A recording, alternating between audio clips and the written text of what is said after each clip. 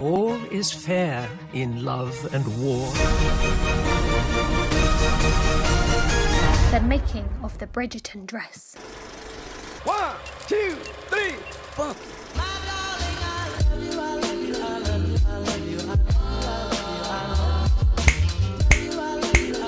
Hello, in today's video I'll be showing you how to make this ridiculously gaudy and barely historically accurate lilac satin gown as inspired by the dress that Phillipa Featherington wears in the new Netflix show Bridgerton, which has come out on Christmas Day 2020. It's very much the Christmas gift we all needed. Wait, you guys aren't supposed to see the dress yet.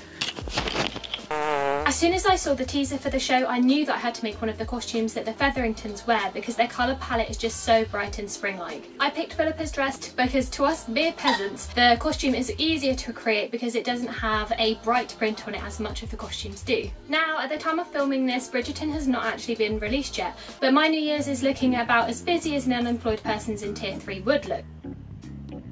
How you done? So I'm obviously not going to have time to make the dress in New Year. So for this dress I'm going entirely off of the promotion pictures and also some photos that I found on the Instagram of the costume designer. So it's a smart idea, right? Now initially I was torn between choosing an existing pattern to make the dress with, which would be simpler but would cost me money, or whether I was going to draft the pattern myself but be harder but save me money. So obviously I chose the thriftier option. Although there are loads of tutorials on YouTube about how to make a Regency dress, a lot of these dresses have a drawstring neckline, which this dress does not. It is a fitted bodice with darts. It also has cap puff sleeves, an empire waistline and a long gathered skirt. The closure is actually unknown to me because I couldn't actually see from any of these pictures how the dress was done up. To get an idea of how Regency dresses were constructed, I actually used the website called UVM Edu, which has little tips as to how to construct a fitted pattern which you already have to make it into a Regency looking dress. I will link that below. So using this as a guide, I took my butterick pattern bodice pieces. This is the same dress which I used to make my Agatha dress, and then I basically made the bodice up, tried it on and looked at where it needed changing. You can also do this step by following a tutorial on how to construct a basic block. I decided the neckline needed lowering and squaring off, the bodice made way shorter, and I definitely didn't want to use a zip. I also changed the sleeve pattern to make it tall at the top with a lot of gathers. Once I'd adapted it to the shape I wanted, I then made it up, adding buttons as closures to see how that would look. Right, so now I've completed my first mock-up. There's going to be a few more because I'm not totally happy with it. Firstly, it's too big because I didn't account for the fact that there was a seam allowance in the back anyway, and then I added on more of a seam allowance, so now there is quite a lot of fabric at the back. But that's okay, we're going to fix it. I've also done some buttons which are done badly, but you know, you get the idea. But I'm not sure whether I want to keep the buttons or whether I'm going to do like lacing. Also the sleeves are not very Regency looking, and I also did the puff just at the top and I wish I'd brought them down a little bit further, so I'm going to experiment with some sleeves today. Also there would be bias binding along the top, and I obviously need to work out the skirt pattern. The overall shape I am happy with though.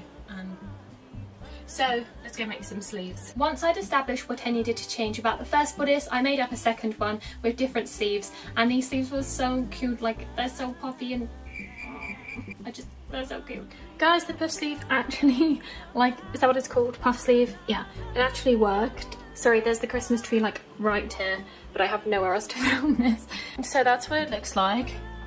I'm very pleased with it. It took a very long time though. And I should probably try and do the other side too. But yeah, it's cute. It's really cute. To make this sleeve, you will firstly need to trace out your existing sleeve so that you have two. One is the original and one is the copy you will be chopping up. Now take the copy and divide it into 6 equally sized sections. To do this, I measured from the upper armpit corner to the other upper armpit corner and then divided this number by 6. Then you'll need to cut up these lines and then space them out on another piece of paper equally distanced apart. I did 4 centimeters in between all of my pieces. Then trace around the new shape, leaving a little bit of a gap and making the head of the sleeve taller, and also make sure to mark in the notches, which are those triangular bits on the pattern pieces. Then when you cut out the fabric, you will cut one of those original sleeve shapes and then one that is the bigger adapted sleeve. According to the UVM Edu website, skirt pieces in the early 1800s and 18 teens had a front rectangular section, 2 side gauze which were kind of a triangular shape, and then 2 back sections which were often gathered. So what you'll need to do is draw out all of these shapes first and decide on a seam allowance, i.e. 1.5 centimeters is what I used. Then to get the measurements, I measured along the bottom of my bodice piece and then multiplied this number by 2. Remember that because this pattern piece is to be cut on the fold, it is only half the measurement. Then write that down on the front skirt rectangular shape and add your 1.5 centimeter seam allowance. Then you need to decide how big you want your side gauze to be. I made mine 8 centimeters in total, so I wrote 8 centimeters plus the 2 1.5 centimeter seam allowances on either side. And then for the back sections, the back bodice is the same width as the front, but because I wanted gathering in the back, I doubled this measurement. So 44 centimeters for each back piece, plus a 1.5 centimeter seam allowance on one side, and a 7 centimeter seam allowance on the centre back so that I could fold it over to make the eyelet channel. As for the height, you should measure your height from under your boob to your ankle. I did mine 110 centimeters. Did you think the maths bit was over? Well, not yet. For the centre front, you need to take the width of the bodice without the seam allowance, so in my case 44 centimeters, and then take away half of the gusset panel from either side, as the gussets are going to be placed at the sides of the dress between the front and back bodice pieces. So 44 take away 8 centimeters equals 36. Then add in the seam allowances on either side equals 39 centimeters. Then for the gussets, the length of each is 8 centimeters, but plus seam allowances 11 centimeters, and then I just double that to get the width at the bottom, which is 22 centimeters. Then the same for the back, 44 centimeters plus 7 on the centre back side, and 1.5 on the other side is 52.5 centimeters. And so those are your skirt pieces. I did make a skirt mock-up, but I made the mistake of only measuring half the bodice length, forgetting it's done on the fold, so don't do that. Oh my golly, we are now on to the actual making of the actual costume. Wow, I'm sorry this has taken so long. To make this costume, you will firstly need about 3 meters of lilac satin. Obviously this depends on what size you want to make. I'm a size 10 and this was the perfect amount for me. You'll also need 3 meters of lilac organza for the outer layer, some dark purple ribbon for the waist, some faux flowers. I used wisteria because although wisteria flowers weren't the flowers used in the actual dress, wisteria is used in like all of the promotional pictures. You'll also want some matching thread, heavy interfacing, eyelets, some kind of boning, an owl or this thing from Pyram, and a lot of patience. In terms of machinery, I used my trusty Benina and an overlocker, although you can easily get the same effect as overlocking by doing a zigzag stitch to finish off your seams. I also used a hot glue gun to stick down the flowers, but if you like a challenge, you can just as easily hand sew on the flowers. Oh, and some glue to go in the hot glue gun. The first thing to do is snip around all of your pattern pieces, the bodice back and front and the 5 skirt panels. On the day I cut these out, the boiler actually stopped working, hence the bobble hat and dressing gown, but honestly I would probably wear these things even if it wasn't that cold. Then it's time to pin the darts. I always draw out the outline of them in a heat erasable pen first so that I can be super precise. But if you are new to sewing, a dart is just a method of shaping the fabric to the body, so we're taking out some of that excess fabric so it fits better. Sew them down, making sure not to backstitch at the end. Just leave the threads long and tie them in a knot. Overlock all of the bodice side seams and sew them together, so the shoulders, sides, but not the back. At this point I cut out some heavy duty interfacing and ironed it onto the inner 7 cm seam allowance onto the 2 back sections. And next we're onto those puff sleeves. Now in the photo of Philippa's dress, it seems like there is a sheer layer of fabric encasing some faux flowers which are making the puff. So you'll need to cut out the original sleeve size in the satin fabric and a large adapted sleeve pattern out of the organza. The idea is that we're going to wedge the flowers between these 2 layers. Then sew the underarm sections together of both and to put 2 gathering stitches at the top and bottom of the organza layer between the 2 notch markings. Then flip both sleeves so that they're facing the right way out and put the smaller sleeve inside the bigger one, matching the seams. Pin up until the notches and then starting with the bottom half, gather up the stitches until the outer sleeve matches the size of the inner one. Then sew that bottom gathering to the bottom of the satin sleeve. Now you can begin yanking off various parts of foliage. It's okay to get angry. I'm sure Monty Don has had many an angry outburst behind the scenes. Shove the wisteria inside the 2 layers and pin the layers together, again pulling up the gathers to make the puff. Then sew the gathers in place. It should resemble a shower cap for a troll. After that, I made some bias binding out of the satin by cutting strips on the cross grain and then ironing them inwards to trap the raw edges. Once you've made all the bias binding, sew it along the neckline of the bodice piece so that it runs along the entire top.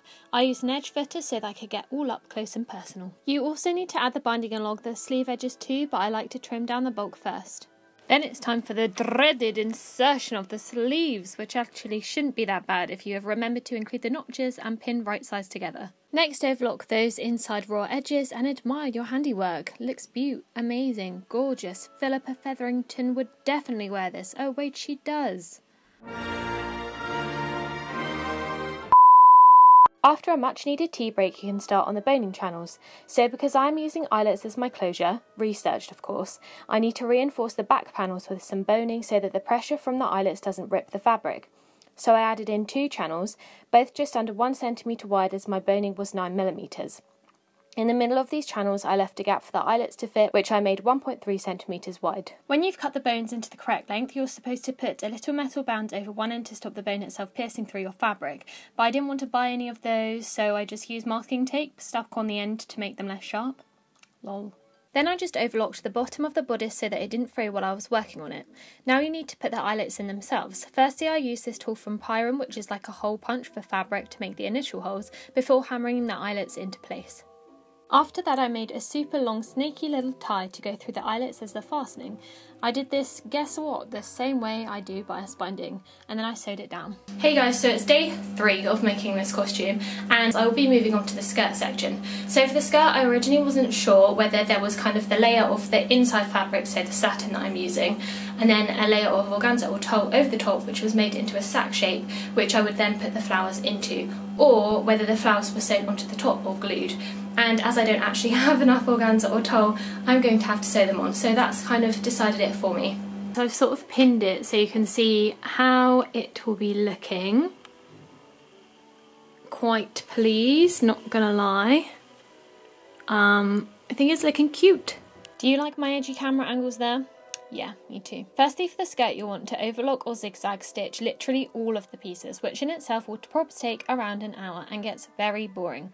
So in the meantime we'll have a talk with Academic Con. Hello, drop in from Academic Con here. I just wanted to basically pop in and give some information about the backstory of the costumes and how amazing they are without giving any spoilers. I mean, I can't because I literally haven't watched it yet. Like, obviously most of the costumes aren't very historically accurate at all, but for the purposes of what they're doing, they really work well, and we kind of learn about the characters and what their intentions are even before they've spoken. Okay, so the first thing to know about Bridgerton is that it is actually based off of a series of 8 novels by writer Julia Quinn. She's an American historical romance writer, and this first series is based off of her first book, which is called The Duke and I, and there's 7 more books, so are we going to get 7 more series?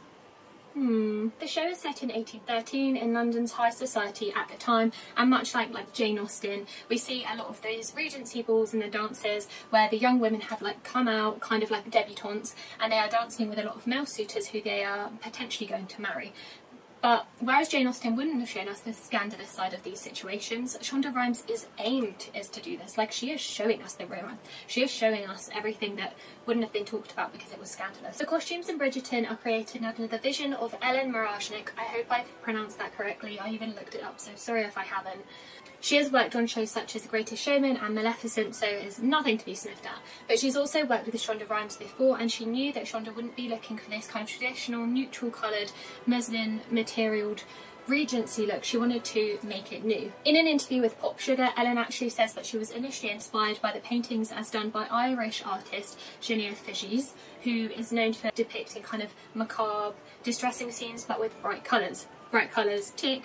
Definitely got that in Bridgerton. In her interview with Vogue, Ellen explains that the costumes and the making of the costumes started 5 whole months before the shooting of Bridgerton, and that there were 238 members of the costume department all working tirelessly to create 75,000 pieces of costume for the show. So that doesn't just mean dresses, it could mean like hats, jackets, shawls, gloves, all of that culminated to 75,000 things. It's insane. Among one of these costumers was the infamous corsetier Mr. Pearl, who is known for having clients such as Dita Von Teese and also making the corset that Kim Kardashian wore under that 2019 Met Gala look. So they did actually wear corsets in the show. I didn't make one myself because, to be honest guys, I don't have enough time to make a whole nother corset.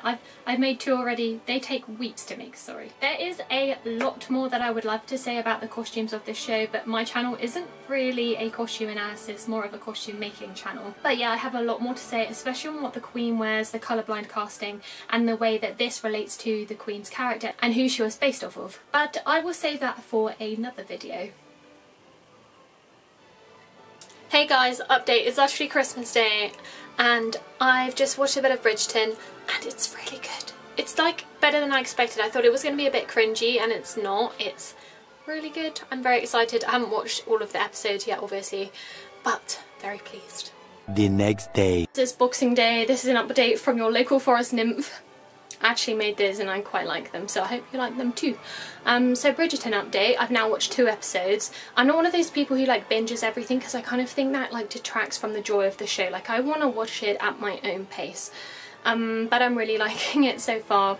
It's not as sexy as I thought it was going to be, which I think is a good thing, because does anyone else just get like kind of cringed out by loads of scenes? Like maybe that's just me. But costume update, I've now got to the scene and it's the picnic scene where the dress that I made is worn and it's basically not in it. I've basically made a dress that is not actually in the show, which is really annoying. Like Phillipa is in the scene and she's wearing the dress, but she is not really, she doesn't have a speaking line or anything, and you can kind of see the dress at a distance for like 2 seconds. So that's kind of annoying, but you can adapt this dress to make any of the dresses from the show because it's just a Regency sort of outline. But that is a little bit annoying, but it's still a really cute dress, so I'm kind of like, now I have mixed feelings. Other things I noticed from the show is that the Featheringtons are always wearing like green or yellow, and I think that the green is supposed to kind of symbolise like money, new money, which is what they are. Also the Bridgertons always wear blue, and the Duke always wears like dark colours and like burgundy. I don't really know where I'm going with this colour theory analysis. Someone like Bernadette Banner, she's gonna know, but I like it. Right, finally back to the sewing. Before I started blabbing, we had just overlocked all of our skirt pieces, so now you will need to pin and sew them all together. Except the centre back obviously, because otherwise you won't have closure. And we all need closure, especially at the end of this year. Okay, so the next thing for me to do is now add on a little bit of interfacing to the inside edges at the top, because it's basically going to be too small if I don't carry on the eyelets down into the skirt a little bit. I need to add some interfacing on like that, but you know, obviously on the wrong side. So like that. And then when I fold the seam allowance over, it's going to be like this sort of thing, and then the eyelets will be here. After ironing on the interfacing to the 2 centre back 7cm seam allowance sections, I hem the satin skirt pieces by ironing and folding up the hem twice and then sewing down to secure it. I also hem the organza just by doing a zigzag stitch along the bottom. Gosh, I really do need to get my glasses changed. After that, I put 2 gathering stitches along both the satin and organza centre back skirt layers and pulled up the satin gathers to fit the width of the bodice. Then I pinned the organza layer on top and did the same thing there. Then I sewed on the entire skirt section to the bodice and sewed up the 2 layers at the centre back, leaving a significant gap to put the eyelets in. Sorry there wasn't much footage of that, I think I just forgot to film. I don't know, sorry. But you can really see how it's coming together now, and that adding the interfacing to the skirt back really provides good stability. Then I pinned and sewed on the darker purple ribbon to accentuate that empire waistline. Right, so here we have a significant gap in the footage because I was working on this project so hard because I really wanted to get it finished. So I was working till like 10 PM, half 10, maybe even 11, and it was just getting to me, the eyelets were getting to me, and I just started crying, which is really embarrassing. But do you ever like just work on something so hard and you want to get it finished and it just doesn't happen, and then you kind of beat yourself over it? That's kind of what happened. So I'll just explain then what I did. So after adding on the ribbon, I then moved on to doing the eyelets, which took me honestly about 2 hours because I was trying to get those tiny metal circles through 2 layers of satin, 2 layers of organza, a layer of interfacing and a layer of the ribbon satin. So that took me so long and I was getting so angry doing it. Okay, so that's apparently where I got bored talking about that. But this is what the eyelets ended up looking like. Pretty snazzy, huh? And then all I had to do for the dress was hot glue gun on the wisteria flowers, which I should have done earlier in the process to avoid this rather unladylike situation. The amount of times I almost hot glued my face doing this is embarrassing. Oh my god! I feel like you can't actually see this, but it looks pretty cool. And then out of the leftover waistband ribbon, I made this little choker by just gluing on the wisteria buds. And then it was done! Woohoo!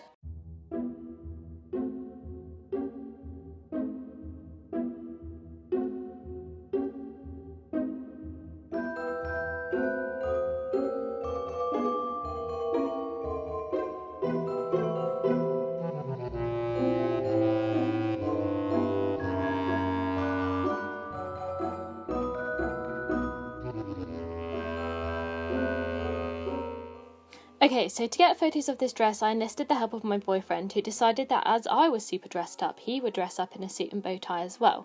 And so many people congratulated us on getting married. Lol, I guess this could maybe pass as a wedding dress? Anyway, I did manage to get one instance on camera, and this guy was offering to take photos of us because he thought that we were taking our own wedding photos.